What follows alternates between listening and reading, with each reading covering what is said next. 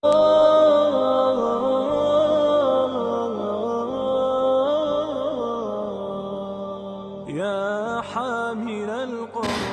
assalamualaikum warahmatullahi wabarakatuh. Waalaikumsalam warahmatullahi wabarakatuh.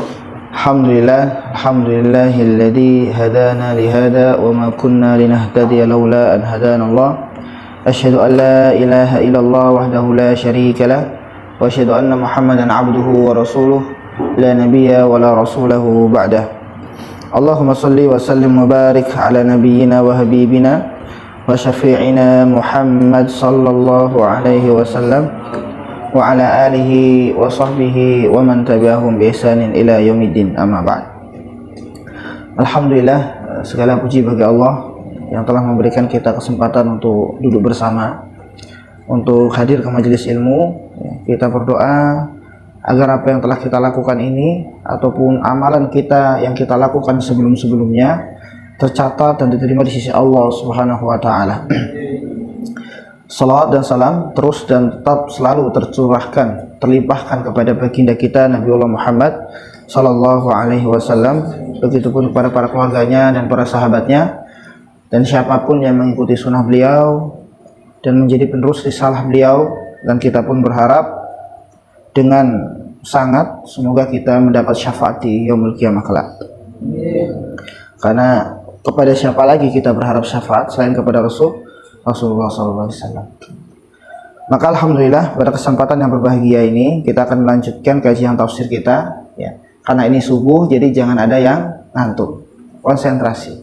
Karena apa yang kita bahas nanti adalah surat yang berkenaan dengan diri Rasulullah SAW. Ya, bagaimana Rasulullah sempat bingung, sempat galau. Ya, galaunya bukan galau-galau yang sembarangan, bukan galau nggak dikirimin bulanan, bukan galau karena ada masalah, bukan yang sifatnya duniawi, tetapi nanti galaunya itu ketika Rasulullah pada masa-masa fatrah, ya, masa-masa di mana malaikat Jibril tidak hadir. Dan ini memang ujian. Kenapa kok bisa galau? Kenapa kok bisa lemes? Ya, kenapa? Karena apa yang disampaikan Rasulullah itu berdasarkan wahyu. Wa ma yantiqu anil hawa in huwa illa wahyu yuha. Jadi kalau tidak ada wahyu yang membimbing Rasulullah, maka tidak akan bisa. Ini adalah sebuah kemurnian. Rasulullah tidak mengada-ngada. Rasulullah tidak mengarang-arang, ajaran Islam tidak mengarang-arang, tidak membuat-buat sendiri, enggak. Tapi semua atas bimbingan wahyu. Maka tatkala masa-masa fatrah itu, ya Rasulullah sempat menunggu kabar seperti apa ini. Maka nanti di sana mawadda'aka wa maqala. Maksudnya Rasulullah tidak ditinggalkan dan tidak juga dibenci daripada Allah Subhanahu wa taala. Ya. Kita mulai, ya, surat ini surat yang turun sebelum surat Al-Insyirah atau sebelum surat Al-Asyarahu yang kemarin telah kita bahas. Ini surat tentang Allah melapangkan dada Rasulullah sallallahu alaihi wasallam. Nah, sebelum surat itu turun surat Ad-Duha dulu. Surat Ad-Duha dulu. Tentunya tergolong surat Makkiyah. Surat yang turun sebelum hijrah. Ya, suratnya turun sebelum hijrah. Ya, di dalam Ibnu Katsir dijelaskan bahwasanya Imam Ahmad berkata, "Ishtakan Nabi sallallahu alaihi wasallam."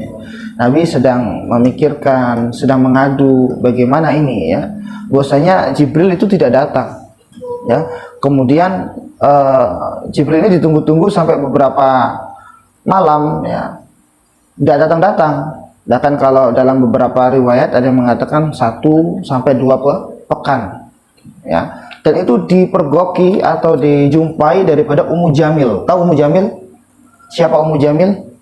Ummu Jamil adalah istri daripada Abu Lahab. Namanya bagus, Ummu Jamil. Ya, Jamil tapi masuk neraka, ya. Jadi yang bagus belum tentu masuk surga. Ya. Ummu Jamil itu dipergoki, wah ternyata malaikat Jibril, ya, maksudnya setan, ya. Maka di sini nanti dikatakan, ya Muhammad lam arahu atau ma ara syaitanak illa qad tarakaka. Saya tidak melihat nih setanmu maksudnya adalah malaikat Jibril yang biasanya Rasulullah ketemu dengan malaikat Jibril, turunlah wahyu di sana, ya. Kemudian Rasulullah menyendiri, turunlah wahyu di sana. Kemudian Rasul bersama para sahabat, turunlah wahyu di sana. Tetapi ini beberapa hari tidak tampak nih. Dan kegalauan daripada Nabi kita, Nabi Muhammad Sallallahu Alaihi Wasallam itu tampak kepada musuh Allah. Wah, kenapa ini? Ya, dan itu diketahui oleh Ummu Jamil, malah begitu bilangnya. Bahwasanya setanmu itu illa qad tarakaka, pasti sudah meninggalkan, maksudnya kamu wahai Muhammad tidak terurusi lagi, tidak terbimbing lagi. Nah, ini makar ya daripada musuh-musuh Allah. Padahal di situ saat Rasulullah sedang, masya Allah ya. Jadi Rasulullah dan para sahabat ya, tatkala masa-masa fatrah wahyu terputus, itu galaunya bukan main, gak tenang. Ya. Tetapi kita kadang ya, satu hari ya berlalu tanpa membaca Al-Quran bisa tenang-tenang saja. Itu bedanya itu. Rasulullah dan para sahabat ya, beberapa hari nggak turun Al-Quran, wah bukan main, getingnya menunggu itu. Tetapi kita kadang ya, kaum muslimin yang sudah diberikan Al-Quran sudah ada di depan kita, berlalu saja hari kita terlewati tanpa membaca Al-Quran, kita masih tenang-tenang saja. Padahal Al-Quran adalah huda linnas, juga huda lil muttaqin. Selain dia petunjuk bagi manusia yang umum ya, terpakai kepada siapapun, Al-Quran ini terkhususnya bagi orang-orang bertakwa. Jadi Al-Quran itu walaupun komprehensif menyeluruh, tapi dia punya tugas penting, ya ini sebagai petunjuk bagi kaum mutakin. Jadi kalau mutakin, orang-orang bertakwa ini tidak berpedoman kepada Al-Quran, kepada siapa lagi? Itulah ya, hatta Nabi pun ya ketika tidak dibimbing Al-Quran tidak bisa. Contoh lagi, kita pernah belajar surat Al-Ikhlas ya, di tatkala Rasulullah ditanya kepada musyrikin Quraisy, unsub lana rabbak, jelaskan kepada kami Tuhan kamu itu seperti apa. Nah, Rasulullah tidak bisa jawab sampai turun surat Al-Ikhlas ya, qul huwallahu ahad, dan terusnya sampai akhir ayatnya itu. Nah, inilah membuktikan bahwasanya Rasulullah ori, Islam ori, Al-Quran pun ori, langsung daripada Allah melewati nabinya, tidak dibuat-buat. Ya, itu kata daripada Ummu Jamil. Ya, kita masuk kepada ayat pertama. Wadduha, demi waktu duha. Duha itu kapan, Hafiz? Waktu duha itu ya, kalau sudah panas ya, matahari ke atas sampai sudah panas. Anak domba kalau dijemur sudah terasa panas. Berarti ya kalau tidak mendung itu waktu jam berapa? 8, 9 gitu ya. Kalian biasa sholat duha tuh. Ini anjuran untuk sholat duha juga. Wadduha wal laili idza saja. Artinya apa? Wal laili idza saja. Dan ketika malam apabila sudah sunyi, sudah gelap gulita. Di sini Allah Subhanahu wa taala bersumpah dengan dua waktu. Waktu duha dengan waktu malam. Waktu duha dan waktu malam yang betul-betul sunyi. Ya. Nah, bersumpah Allah itu. Nah, di sini kita lihat coba. Aqsamu laka ya Muhammad bid-duha wa diyaih. Ya, inda awalul isyraqatin nur sabah. Ya, ini waktu duha ya. Munculnya cahaya pagi. Wa bil laili idza ishtadda dhulamah. Jadi dan juga malam apabila betul-betul gelap. Kalau betul-betul gelapnya itu berarti waktu kapan? Tengah malam. Atau sudah isya saja sudah gelap ya. Jadi kalau maghrib itu masih belum, tapi kalau di sana. Nah, ini waktu-waktu yang Allah bersumpah atasnya. Berarti memiliki pesan khusus. Bahwasanya di waktu itu jangan sampai lengah dengan zikir. Duha zikir, ya. Terus kemudian malam zikir. Jangan sampai lengah. Nah, untuk apa Allah bersumpah dengan itu? Karena setiap yang Allah angkat sumpah, yang menjadi sumpah di dalam Al-Quran adalah hal-hal yang penting. Yang pasti manusia akan membutuhkan itu. Waktu duha manusia butuh. Waktu malam apalagi. Ya. Nah, jawabul qasamnya adalah ma wadda'aka rabbuka wa ma qala. Ayat yang ketiga, itu adalah jawabul qasam. Ada qasam, ada jawabul qasam. Perlu dijawab sumpahnya ini. Atas apa sih Allah bersumpah? Ya, ma wadda'aka rabbuka wa ma qala. Yang pertama adalah tidaklah Tuhanmu, tidaklah Allah Subhanahu wa taala itu meninggalkanmu.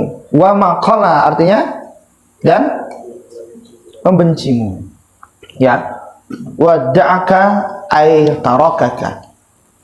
Wada'aka itu arti lainnya adalah meninggalkan. Wa ma qala artinya abghadaka, artinya membencimu. Ya. Cuma seperti ini, ayyuhal ikhwah azanillahu wa iyyakum jami'an. Kalau wada'aka ini memang digunakan untuk sesuatu, ya, perpisahan, peninggalan, tetapi peninggalan yang didasari rasa cinta. Seperti ketika kita mendoakan teman yang bersafar, ya, istauda'akumullah, jadi mendoakan istauda'aka, ya, haji wada. Rasulullah menunaikan haji wada, artinya haji perpisahan. Terus surat yang diberi nama surat At-Tawdi' yaitu adalah surat An-Nasr yang artinya adalah surat perpisahan. Jadi wada'a itu adalah perpisahan. Tapi taroka juga meninggalkan. Bedanya adalah kalau taroka itu meninggalkan dan tidak berharap berjumpa. Tapi kalau wada'a bukan taroka itu meninggalkan tanpa berharap untuk berjumpa kembali. Kalau wada'a, ya pergi atau meninggalkan tetapi ada harapan untuk berjumpa. Jadi meninggalkannya itu ada rasa kepingin ketemu lagi. Ya, itu bedanya taroka dengan wada'a.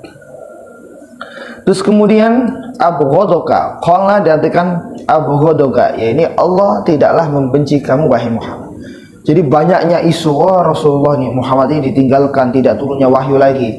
Ya banyak sekali ya isu-isu, tapi turunlah ayat ini. Ini untuk menjawab ya hoak-hoak tadi yang disebarkan para musyrikin Quraisy. Tidak, Allah tidak meninggalkan kamu, Allah tidak membenci kamu. Ini adalah ujian. Ujiannya seperti itu, ya. Ujiannya itu tidak dibimbing. Seperti kalian tatkala lagi belajar Quran, ya, ada tatkala ujian menghampiri kalian, yaitu apa? Tatkala memang yang membimbingnya nggak hadir. Wah, aduh ini ya, setoran ke siapa? Nah, ini ujian ini, ya. Ujian. Mesti galau sekali ya. Saya kesini mau ngafal Quran, mau ngaji, tapi pas lagi pembimbingnya nggak ada. Nah, itu seperti itu, ya. Dan itu lebih dari itu. Nah, yang menimpa Rasulullah. Ya. Nah, lanjut ayat yang keempat. Ya. Walal akhiratu khairul laka minal ula. Ay wadarul akhirah khairul laka min hadhihi dar. Bahwasanya darul akhirah, apa? Negeri apa? Akhirat itu lebih baik khairul, ya, daripada hadhihi dar, daripada dunia ini. Maksudnya walal akhir, ya, itu lebih baik daripada ula dar ini, dunia ini. Wa ma mata'ul hayat dunya.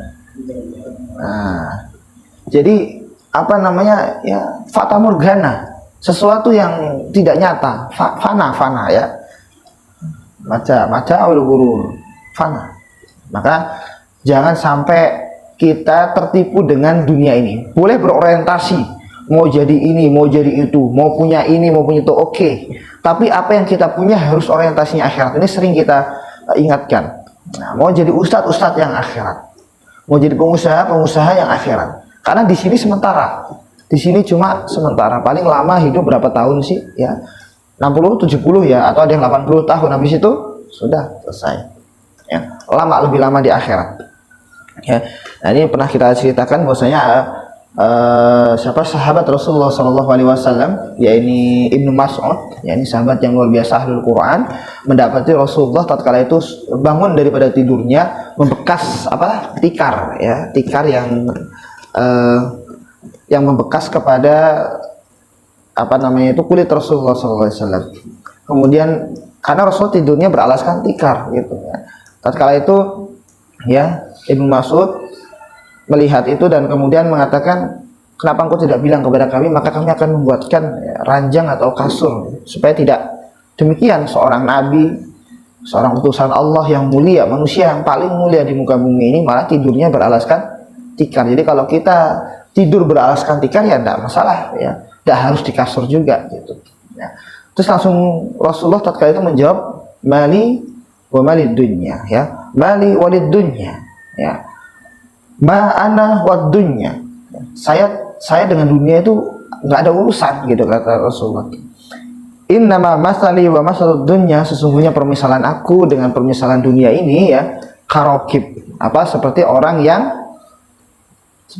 yang iya sedang mengendarai, sedang berpergian, mengendarai tunggangannya. Karokib istadalla tahtas sajarah, kemudian aku tidur, orang itu tidur di bawah pohon, ya. Istadalla tahtas sajarah summa raha fatarakaha, kemudian beristirahat dan lanjut lagi, ya, meninggalkan daripada pohon tadi. Ya, jadi itulah hakikatnya dunia, cuma sebentar, ya, jangan lama-lama, ya. Yang penting amalannya baik. Allah tidak menginginkan aktsaru amala, tetapi ahsanu amala, bukan aktsaru amala tapi ahsanu amala. Liyabluwakum ayyukum, bukan aksarul amal tapi ahsan, berarti yang terbaik, karena yang banyak belum tentu baik, ya, maka orang yang terbaik adalah man thala umruhu wa hasuna amaluh. Orang yang baik itu apa? Kata Hasan al-Basri, orang yang panjang umurnya dan baik amalannya, bukan yang sedikit umurnya buruk juga amalnya, udah sedikit buruk lagi. Itulah jawab daripada sumpah Allah Subhanahu wa taala. Yang pertama menegaskan kau tidak ditinggal dan tidak dibenci oleh Tuhan. Yang kedua mengingatkan dar akhirat itu lebih penting, lebih utama dibanding darud dunya yang kita sedang di dalamnya ini. Ya. Wala sawfa yu'tika rabbuka fatarda. Artinya dan kelak besok Tuhan itu memberikan karunia kepadamu. Rasulullah adalah seseorang dan satu-satunya, ya, hamba Allah yang paling dikasih, yang paling diberikan banyaknya keistimewaan. Masya Allah, diturunkan Al-Quran sebagai mukjizatnya, diberikan umat yang terbanyak, bahkan tatkala sedang kurang semangat diberikan telaga Kautsar yang kita tahu sendiri, ya, perjalanan antara ujung ke ujungnya itu perjalanan jalan kaki 1 bulan. Itu kan luas tuh, kalau diukur berarti dari Aceh ke Banyuwangi ke Bali sana, itu luasnya telaga Kautsar itu, ya, diameternya, jadi panjang besar. Itu kepada siapa? Kepada Rasulullah. Tatkala Rasulullah masih hidup sudah diberikan karunia banyak, apalagi nanti wala saufa yu'tika rabbuka fatarda, dan nanti di akhirat juga mendapat banyak lagi Rasulullah tuh, ya, sampai nanti yang memberikan syafaat kepada umatnya Rasulullah, yang sampai nanti Allah mengizinkan Rasulullah memberikan syafaat kepada umatnya, itu adalah karunia yang besar, ya. Nah, kalau kita di sini, ya, kata Ibnu Abbas, hiya syafa'atu fi ummatihi hatta yarda. Rasulullah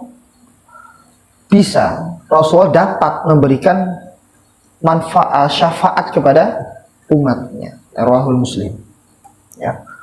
Dan ini dikatakan oleh Rasulullah tatkala membaca Al-Quran surat Ibrahim, faman tabi'ani fa innahu minni wa man 'asani fa innaka ghafurur rahim.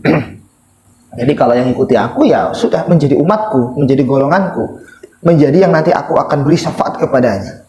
Tetapi kalau yang tidak, ya sudah, maaf, ya. Semoga Allah mengampuni engkau. Ya, Allah Maha Pengampun, Maha Penyayang. Ya, seperti kata Rasul dalam hadisnya, kullu ummati yadkhulul jannah illa man aba. Semua umatku ini masuk surga, semua kecuali yang enggan. Wa may ya'ba ya Rasulullah, siapa yang enggan itu ya Rasulullah, ya, man ata'ani dakhalal jannah. Yang taat, yang ikutin aku masuk surga. Ya, wa man asani, barang siapa yang bermaksiat, enggak mau taat gitu, ya, faqad aba, dia telah enggan masuk surga. Jadi ada orang yang enggan masuk surga adalah orang yang enggak mau taat kepada Rasulullah SAW. Nah, kita berharap, ya, kita tidak punya amalan banyak, tapi kalau Rasulullah melihat kita, ya, dan kenal siapa kita, Rasulullah mau memberikan syafaatnya, kita bisa masuk surga walaupun amalan kita tidak banyak. Tapi kalau kita ngumpulin amal nih, sok ngumpulin amal banyak, tapi Rasulullah nggak kenal siapa ini, nggak kenal. Ya, itu nanti repot nanti. Ya, maka itulah syafaat dari Rasulullah yang kita tuju. Ya, nah, kita sebagai penerus ini kita belajar ngafal Quran, belajar tafsirnya, belajar bahasa Arab, belajar ilmu-ilmu yang lain, kemudian mendakwahkan Al-Quran. Untuk siapa? Ya, untuk Allah dan Rasulnya, bukan untuk diri kita sendiri. Kita sebagai penerus daripada risalah Rasulullah Sallallahu Alaihi Wasallam. Ya, kemudian selanjutnya, ya, alam yajidka yatiman fa'awa. Dan dia dapati bahwasanya Rasulullah Sallallahu Alaihi Wasallam ini adalah seorang yang yatim. Ya. Jadi orang yatim itu belum tentu buruk. Ulama besar banyak yang yatim. Imam Bukhari yatim, Imam Syafi'i yatim. Ya. Siapa lagi? Bahkan Maryam dilahirkan, ibunya siapa namanya? Ibunya Maryam siapa namanya? Ummu Maryam, Hana. Ya. Itu tatkala melahirkan Maryam, Imran sudah meninggal. Imran punya istri Hana, lahirlah Maryam binti Imran. Maryam dilahirkan sudah tidak ada bapak. Bahkan Nabi kita, Nabiullah Muhammad Sallallahu Alaihi Wasallam lahir sudah yatim. Jadi Rasulullah itu ditinggal bapaknya itu tatkala masih di dalam kandungan. Siapa nama bapaknya Rasulullah? Abdullah. Ya, Muhammad bin Abdullah bin Abdul Muttalib. Ya, kemudian diasuh sama ibunya cuma beberapa hari, ya, kurang dari 1 pekan. Terus kemudian disusui oleh yang lain, Suwaibah, Halimah, ya, itu yang menyusui, yang mengasuh Rasulullah. Tatkala itu sampai umur berapa di sana? Ya, setelah dibedah. Jadi 4 sampai 5 tahun.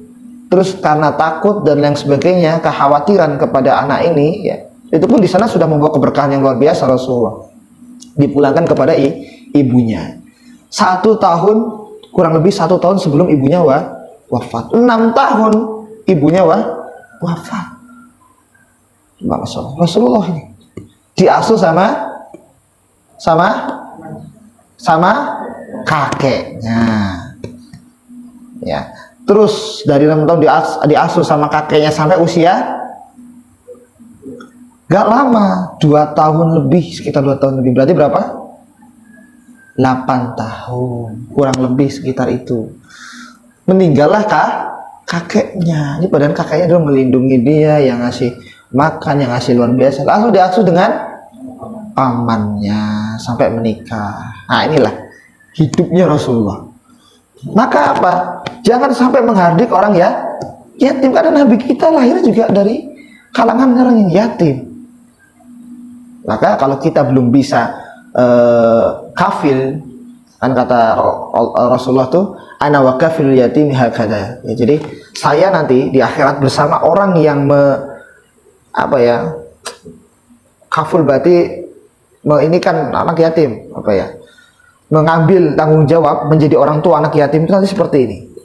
Saya bersama hakada fil jannah. Jadi ada 2 jari yang Rasulullah tunjukkan dengan berdekatan. Jadi tidak jauh-jauh Rasulullah dengan orang yang menanggung beban orang yatim, kafilul yatim. Ya, itu dekat. Nah, kalau kita belum bisa seperti itu, ya, menanggung beban orang-orang yatim, minimal kita jangan menghardiknya. Minimal kita kasih sayang kepadanya. Itu keutamaan orang-orang yatim. Ya. Nah, di sini diingatkan. Maka dari itu jangan sampai kita menghardik buruk kepada orang-orang yatim. Jangan sampai juga malah anak yatim dibisniskan. Buka ngasuh orang yatim, anak-anak yatim diasuh sampai nanti buka donasi lembaga yatim. Wah, malah sampai udah megah sekali ya. Yatimnya nggak kurus malah. Ya, ini banyak sekali salah gunakan. Ya, kita lanjut saja ayat yang ke-7.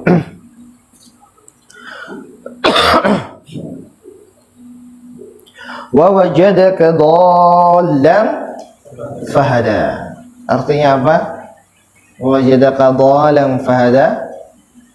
Dia dapati Rasulullah dhalla, ya bingung, nggak tahu arah, maka Allah Subhanahu wa taala ya memberikan hidayah.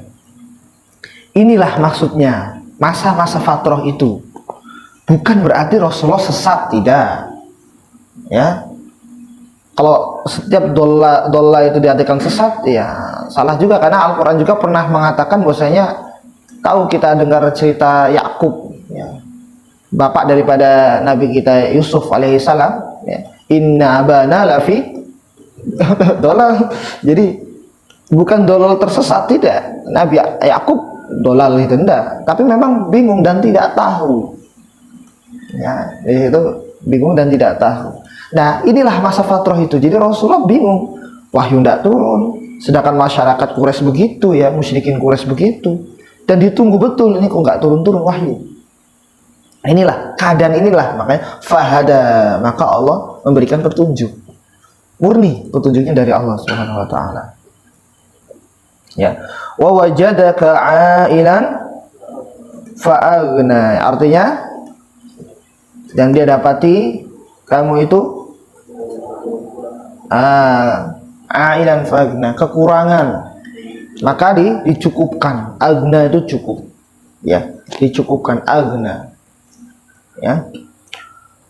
Kunta fakiran dza'iyalin, kau itu dulu fakir, ya, tidak punya apa-apa. Fa'agnakallahu amman siwa, dan Allah memberikan kecukupan, ya, yang tidak dimiliki siapapun. Cukup. Ke Halimah cukup susunya, bagus kambing-kambingnya. Hatta ke Abu Thalib yang dulu, ya, dulu Abu Thalib sebelum mengasuh Rasulullah itu miskin. Tatkala mengasuh Rasulullah, alhamdulillah hidupnya makmur. Dan karunia-karunia Allah sudah cukupkan, ya. Fajama'alahu bainal maqamain. Yang pertama ada al-fakirun sabir, yang kedua wal ghaniyun syakir. Jadi di situ ada dua kebaikan, ya. Ada dua makom, ya, dua keadaan. Yang mana bisa jadi baik keadaan ini kalau yang pertama al-fakirun sabir, kalau fakir dia bersabar. Yang kedua al-ghaniyun syakir, dia kaya tapi syukur, cukup tapi syukur. Dua itu, ya. Jangan malah misalnya dikasih kekayaan lupa, ketika fakir mencerca, itu enggak. Tapi kalau pas fakir dia sabar, tapi kalau dia kaya atau dia cukup, dia ya bersyukur. Syukurnya seperti apa? Syukurnya itu ya dengan cara apa, ya, taat sama Allah, dengan cara membawa amanah nikmat yang diberikan itu kepada hal-hal yang Allah suka. Nah, gini loh, ikhwan-ikhwan sekalian, ujian itu bukan berarti keburukan, bukan hanya bencana. Ujian tidak selamanya sebuah apa, ya, sesuatu yang buruk. Bahkan nikmat juga adalah ujian. Nikmat ujian bukan, ya, dikasih kekayaan, dikasih, itu ujian. Nabi Sulaiman kurang apa? Diberikan apa? Ilmu yang tinggi, kerajaan yang megah, bala tentara yang banyak. Itu Nabi Sulaiman. Masih saja beliau mengucapkan hada min fadli Rabbi liyabluwani aashkuru am akfur. Ya, surat An-Naml. Ini adalah keutamaan daripada Tuhanku untukku. Liyabluwani, ibtilah bahasanya. Ujian ini. Jadi bukan berarti, oh alhamdulillah ya Allah dah ngasih saya, pantas saya nabi, saya rasul. Enggak. Tapi kata Nabi Sulaiman, liyabluwani. Ini ujian buat saya ini. Ashkuru am akfur, apakah saya bersyukur atau mengkufuri. Tuh, jadi ibtilah, ujian itu tidak selamanya musibah, tidak selamanya bencana, tidak selamanya keburukan. Kekayaan, berlebih harta, kepintaran, ya, jabatan yang tinggi itu adalah ujian, ya. Ya, ibtila bukan berarti yang itu, ya. Dan kenapa kok kita diuji? Karena memang setiap orang yang hidup pasti diuji. Apalagi orang yang beriman. Ahasiban nas ayyutraku ayyaqulu amanna wa hum la yuftanun. Apakah kalian orang yang sudah berkata amanna, kami beriman, akan ditinggalkan begitu saja sama Allah? Udah, kamu udah beriman beres? Enggak. Wa hum la yuftanun, pasti akan diberi ujian. Walaqad fatanal ladzina min qablihim fala ya'lamanna Allahu alladzina shadaqu wa la ya'lamannal kadzibin. Biar ngetes nih. Karena sebelum-sebelumnya juga dites, kaum sebelumnya. Dites untuk apa? Agar sodiknya jelas, kejujurannya jelas. Siapa yang jujur, siapa yang kadzib, yang bohong. Apanya sih, Sat? Jujur keimanannya, jujur amalnya, jujur niatnya. Sama yang bohong, yang berdusta. Ya, pakai nama agama, pakai nama lillah, tetapi tujuannya bukan Allah. Naudzubillah. Tetap diuji. Ya, tadi liyabluwakum ayyukum ahsanu amala. Jadi untuk tahu, cek siapa yang paling baik amalnya. Ya, kita lanjut ke ayat 9. Fa ammal yatima, nah kama kunta yatiman fa'awallahu, ya, fala takharul yatim. Maka jangan sampai kita menghardik atau berlaku sewenang-wenang kepada orang-orang yatim. Ai la tudhillahu wa tanharhu wa tuhinhu. Ya, jangan sampai kita merendahkan, mencaci, ya, menghardik, ya, anak yatim, ya. Walakin ahsin, tetapi berikan kebaikan, baikilah mereka. Wa talattaf bihi, dan sifatnya lembut kepada mereka. Anak yatim itu dilembutin. Oh, nakal anak yatim, ya udah kita lembutin aja. Ya wajar, karena kenapa nakal nggak terurus, gitu aja. Ya, bapak ibunya nggak urus, berarti gimana sikap kita? Ya, nggak dilihat nakalnya, dilihat yatimnya. Ya kan, kita mencari ridho Allah dan Rasulnya. Wa ammas sa'ila fala tanhar, dan terhadap orang-orang yang meminta jangan kamu sama menghardik. Takhar, tanhar, menghardik. Ya, ya, ai fala tanhir sa'il fi ilmil mustarsyida. Ya, jadi di sini jangan sampai kita juga menghardik atau berlaku kasar kepada orang-orang yang meminta. Meminta apa? Meminta ilmu. Orang yang bertanya terhadap ilmu. Satu, yang kedua meminta harta. Imam As-Sa'di menjelaskan termasuk dalam hal ini adalah orang-orang yang meminta harta. Ya. Kemudian orang yang minta diajarin ilmu. Jangan ditolak. Contoh, ada orang datang ke sini ke Al-Fatih. Saya mau belajar Al-Qur'an gitu, ya. Diterima. Jangan ditolak.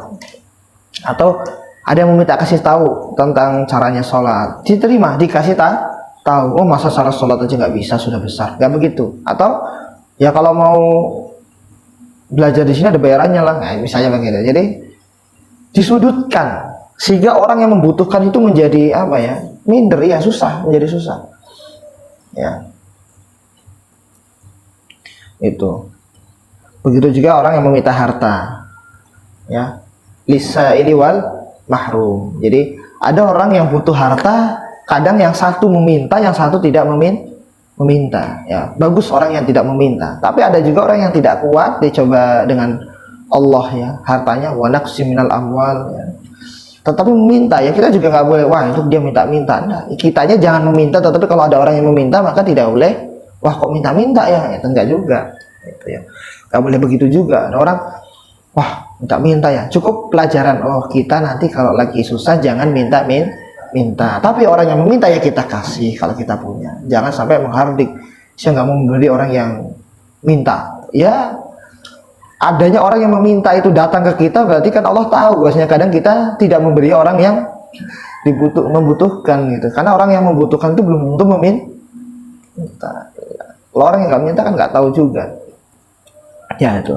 Ya, wa masaila fala tanhar.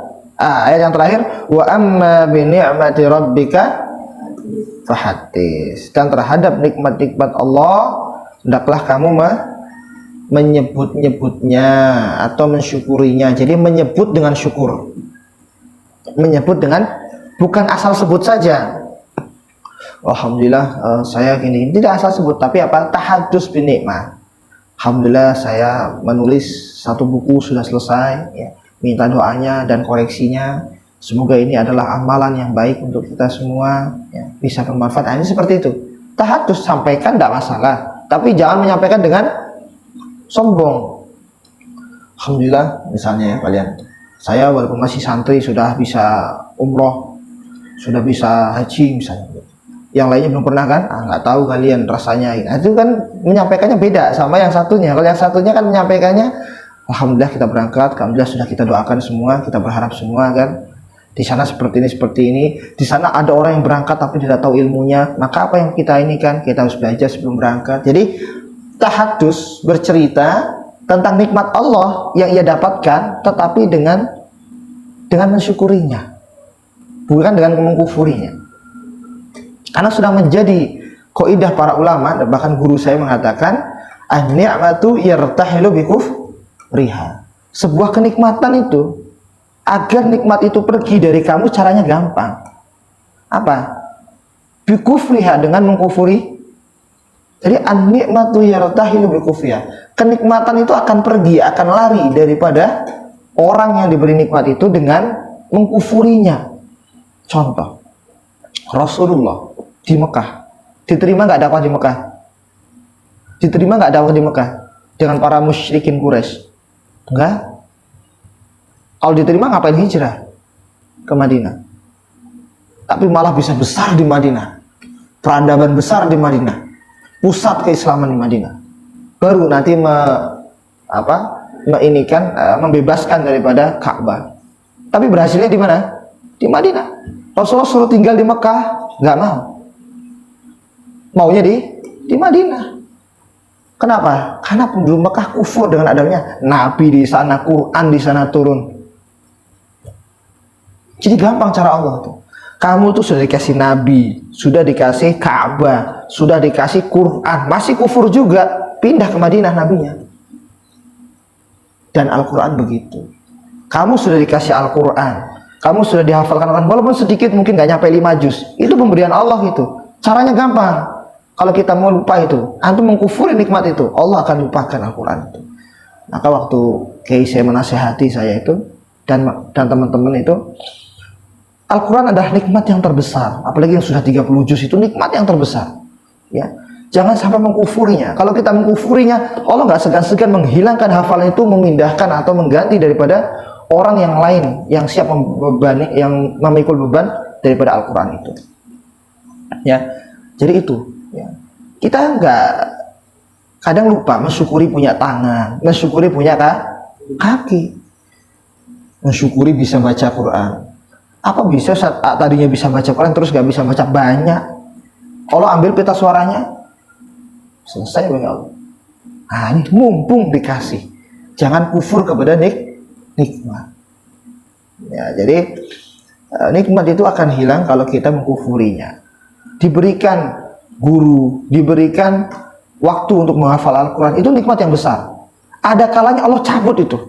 Kalian sudah sibuk, kalian persiapan ini dan itu. Sampai hatta ya kawan kita juga ya, itu yang dari Bogor itu kepingin lagi ngafal Quran apa, nggak bisa, sering sakit dan lain sebagainya ya. Kita doakan agar dia cepat sehat ya.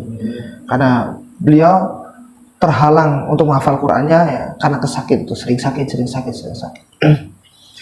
Ada kalanya itu. Jadi kalau kita nggak mau nikmat ini diambil oleh Allah lagi, manfaatkan ya, itu tugas kita. Itu yang pertama. Yang kedua adalah bersyukur, juga harus bersyukur kepada manusia.